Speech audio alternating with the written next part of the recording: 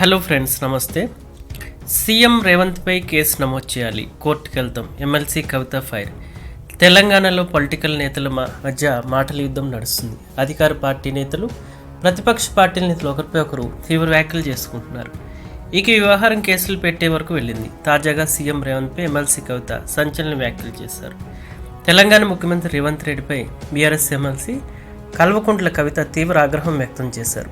MLC కవిత Twitter వేదికగా మాజీ ముఖ్యమంత్రి కేసీఆర్పై అసభ్య పదజాలం ప్రయోగించిన సీఎం రేవంత్ రెడ్డిపై పోలీసులు కేసు నమోదు చేయాలి. సీఎం రేవంత్పై పోలీసులు కేసు నమోదు చేయకపోతే న్యాయస్థానాల్లో ఆశ్రయిస్తాం. మాజీ ఎమ్మెల్యే దళిత బిడ్డ బాలకసుమన్పై కేసు నమోదు చేయడం ప్రజాస్వామ్యాన్ని గొడ్డలు పెట్టు.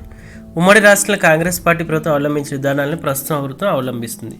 తెలంగాణలో ఢిల్లీ రిమోట్ కంట్రోల్ పాలన రాచరిక వ్యవస్థను తలపిస్తుంది. సూర్యునిపై ఉమ్మేస్తే అది తిరిగి మీ మీదే పడుతుందన్న విషయం రేవంత్ రెడ్డి మర్చిపోవద్దు. కాంగ్రెస్ పార్టీ మెడల వంచి తెలంగాణను సాధించిన కేసీఆర్పై రేవంత్ రెడ్డి వ్యాఖ్యలు తీవ్ర అభ్యంతరకరం అంటూ ఘాటు విమర్శలు చేశారు.